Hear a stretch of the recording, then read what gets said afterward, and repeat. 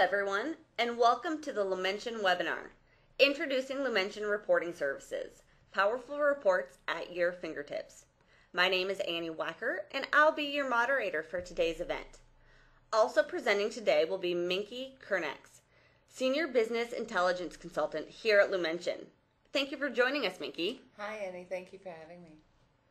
First, I'll start by giving you a brief overview of Lumension reporting services, and then Minky will give you a live demonstration of a few reports that are included within L.R.S. On a quick housekeeping note, audience members, if you have any questions for the panel, please submit them via the right-hand question box, and we'll try to answer as many as we can at the end of Minky's demo. So let's take a closer look at L.R.S. What we've learned from L.E.M.S.S customers is that they appreciate the useful workflow information that L.E.M.S.S provides on the endpoint environment. However, customers have also indicated that they're not able to clearly demonstrate to their management what they've been doing and how much they've contributed to protecting the environment. This is exactly why we have now added Lumension Reporting Services as a complementary add-on to L.E.M.S.S to fill that gap. Lumension Reporting Services is a collection of powerful and actionable reports that provide centralized visibility of IT assets and the security posture of your L.E.M.S.S endpoint environment. L.R.S is based off of Microsoft Reporting Services, which is already included in Microsoft SQL. Lumension has custom-built reports in Microsoft Reporting Services, which cover vulnerability compliance, operational, and asset management reporting. These reports are fully customizable and expandable to meet more specific organizational needs. L.R.S provides a lot of value by allowing you to achieve comprehensive visibility into the endpoint environment. It also assesses business risk through granular data analysis. It demonstrates compliance with your corporate and regulatory security policies. It decreases administrative burden and costs through report automation, and finally, it reduces TCO by leveraging your L.E.M.S.S investment. L.R.S distinguishes itself from the reporting already provided within L.E.M.S.S console. Lumension Reporting Services is graphical. L.R.S provides professional reports for the executive level, allowing you to effectively show your achievements to your management. It's interactive and drillable, providing high-level data that can be investigated and backed up within the same report. It's schedulable, allowing reports to be automated and emailed. However, this does require Microsoft SQL Standard or higher. L.R.S is also dynamic, flexible, and customizable, with pre-configured reports that come out of the box for any ad hoc reporting. And the reports are customizable to meet further needs of your organization. L.R.S is also complementary to Microsoft Reporting Services and is a component of Microsoft SQL, which is already installed within L.E.M.S.S. And it requires no additional investment of or integration with a standalone reporting tool. And finally, it's web accessible. L.R.S is accessible online by any authorized user, with or without L.E.M.S.S access. What's really nice is that Lumension Reporting Services is separate from L.E.M.S.S, but it can still be launched from L.E.M.S.S. So L.R.S can be used by any authorized individual in the organization, whether they have access to L.E.M.S.S or not. This means, for example, that executives can generate their own reports and drill into more detailed breakdowns of high-level summaries without having to go back to their IT staff for additional reports. And with that, I'll turn this over to Minky to give you a live demonstration of Lumension Reporting Services and see it in action. Thanks, Annie. These reports have been developed to meet the needs of our customers, from high-level executives down to administrators, and including auditors as well. By offering a high-level summary down to the endpoint workflow, this allows one view of the data, of the information that's known to be true. So we can look at these reports from a high level and drill down to those particular endpoints which are causing issues. So let's go ahead and dive into the Patch Tuesday process. As you know, Patch Tuesday is one of the most resource-intensive, reoccurring activities in the IT security environment. We've developed all these reports, but now we're actually packaging them and creating a process for our customers to use. One of the first steps in addressing Patch Tuesday patches is to see what's actually applicable in your environment. By selecting the patch release by vendor, we can go ahead and look at the critical patches that were released on or after the 1st of November. This will give us an overview of all of the patches that were released by all vendors that are critical within the past 17 days. As you can see, Microsoft has 34 patches which it released, and we'll go ahead and expand that so you can see that. And it deals with quite a few different patches. But when we come down to the applicable vulnerabilities, we only have a handful. So though it may seem like a very large Patch Tuesday cycle, in all actuality, it's quite manageable. By clicking on the Not Patched, we can actually see the endpoints that are affected by that particular patch. So we've got the patch right here for the 64 bits. We have the endpoints here. We also have the last contact date as well as the result. One of the great things about these reports is that they're interactive. By clicking on the endpoint name, we can actually see all of the software and services and hardware installed on the endpoint itself, as well as basic endpoint information. This really helps in case you have an endpoint out there that you're not very familiar with, you don't know how that patch will affect it. This can really help in making sure that things don't break during the patch cycle. The next step would be to go ahead and start deploying those patches. So by looking at the patches that are available and applicable, we can go ahead and start deploying them. And we can watch our progress for the administrator by selecting the Patch Tuesday Monitoring report. This report is a group-based report because many of our customers do have and do leverage our group structure.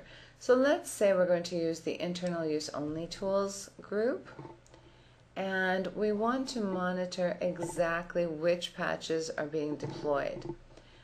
By automatically setting this, let's say for this scenario, 5 seconds, this report will automatically refresh every 5 seconds. So I'm the patch administrator, I can continually deploy the patches, have this running in the background without having to consistently and constantly look how well am I doing, which endpoint is getting the patch, which one isn't. So as endpoints receive the patch and install the patch, they will drop off of this report. So we want to get this report down to saying absolutely nothing is applicable any longer. So that's a really good way to monitor it. So it's a very good tool for that. Going back, and let's say that you're my manager or you're my higher level executive and you want to watch what's the status of our Patch Tuesday. These are critical patches, they have to be implemented right now. The high-level executive, rather than constantly asking for an update from the patch administrator who's busy deploying the patches, can run the reports themselves.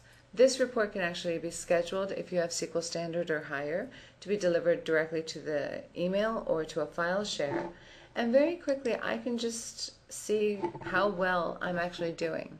I'm sorry, you can watch me and see how well I'm doing as far as the patching goes. If I do want to delve deeper into it, again, it's the high-level summary going down into the details. I can simply click on the not patched and say, okay, what's the problem here? All right, these are the endpoints that are still not patched, and that way I have a very good idea of what's going on.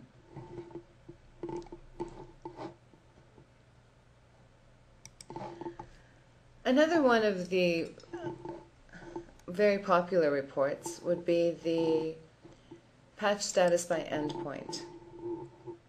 Again, leveraging the group structure which is available in L.E.M.S, we have the custom groups, the directory service or system. We'll go ahead and select custom, and we want to view all of the patches that are applicable from Microsoft that are critical and that are not patched. Again, this is a report that refreshes automatically, and by viewing the report, we can see by endpoint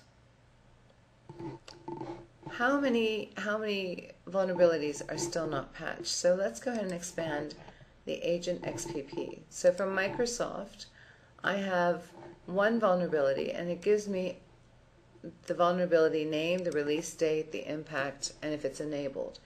This is very commonly used by auditors, patch administrators, executives to see the true picture of the environment.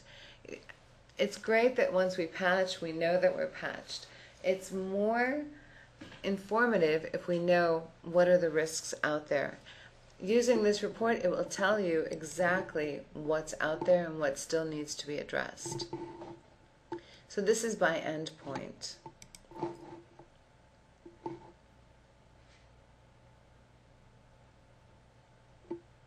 We also have endpoint status by package, and in this case it's been pre-selected for Adobe.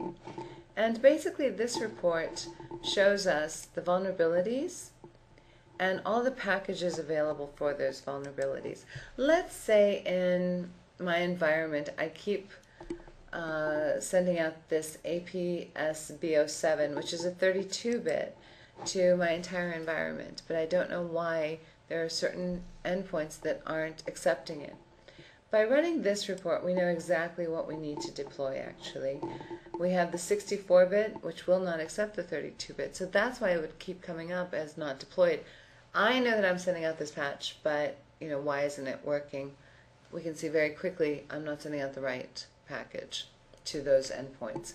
So this shows it by the vulnerability itself. So we have the view from the endpoint standpoint, as well as the view from the vulnerability standpoint. And again, just changing the parameters will go ahead and change the report to be exactly what you need. Another very common request is to see the status of the endpoints.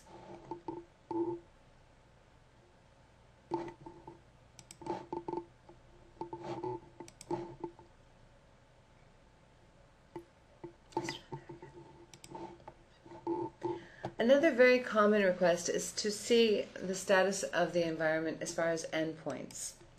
So by going into Endpoint Checkin, this will show all of the endpoints that have not checked into the server as of a particular date. So we'll go ahead and put it in November 15th.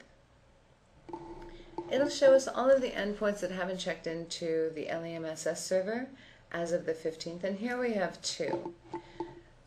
The reason that this is important that we have these endpoints checking in consistently is that if they don't check in on a regular basis, they are not getting the deployments that they need to patch the vulnerabilities. Also, it could be a lost device.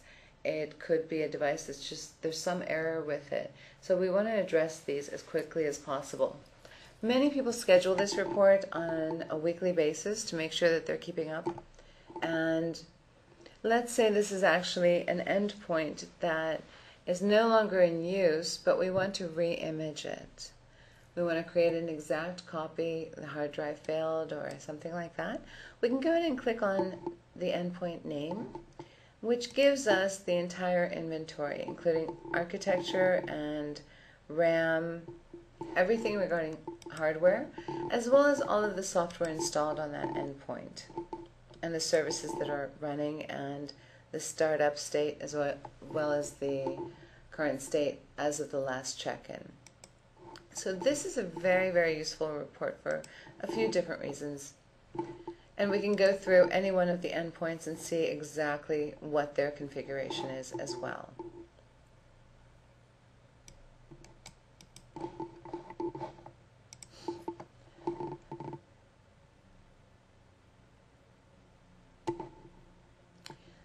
The status of user-defined patches. So let me set up a scenario here. I, as the patch administrator, am not only in charge of patching, I'm also in charge of sending out reports and giving status updates on any configuration that any one of my customers, mine meaning as a patch administrator, is requesting. So let's say that we have the finance team who is interested in PCI. PCI, though we don't address everything in PCI, we do address the vulnerabilities and the endpoint security. And we have vulnerabilities that we can include, and there are also policies such as passwords, how often they're reset. So what we do is we have to choose those vulnerabilities every time this request comes through, and let's say it comes through every month. This can take a patch administrator a few hours up to a few days for each request, depending on what needs to be gathered. What we've done is we've actually leveraged the group structure within the L.E.M.S console to create a set of patches and policies to be reported on.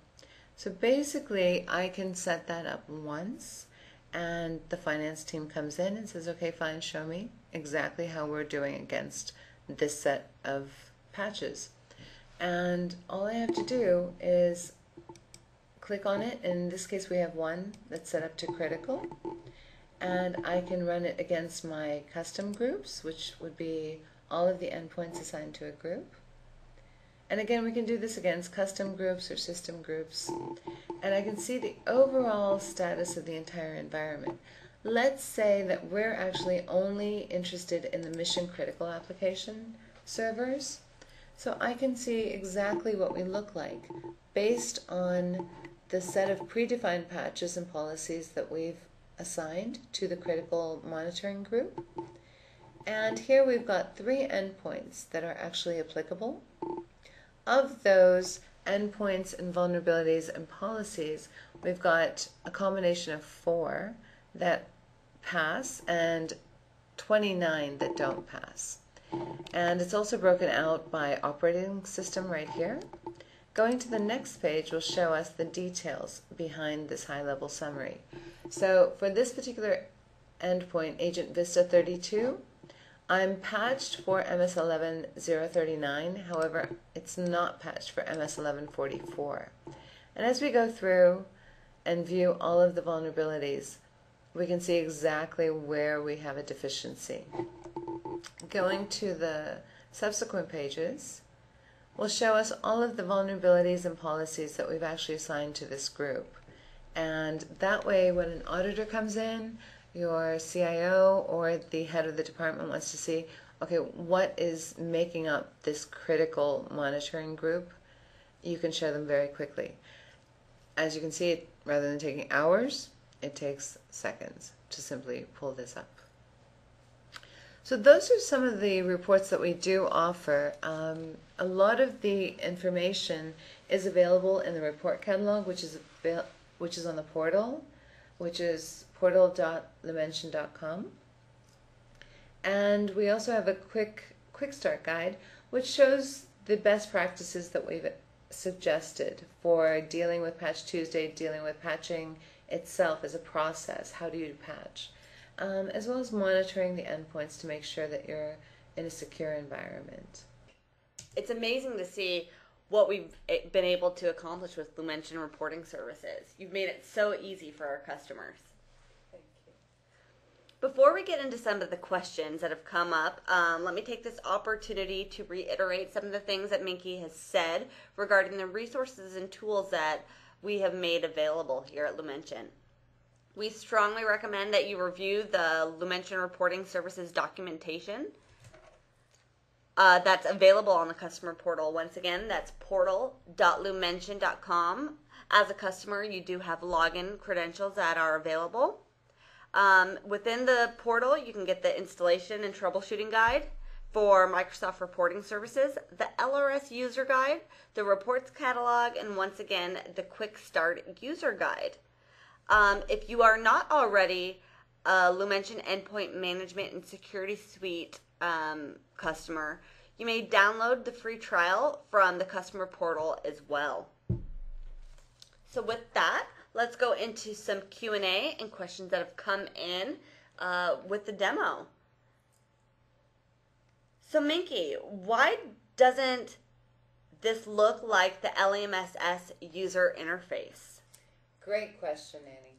So one of the things that we decided was that rather than giving everyone access to the L.E.M.S.S console, we would go ahead and create the reports in a fashion that they could access it without having to log in to the console itself.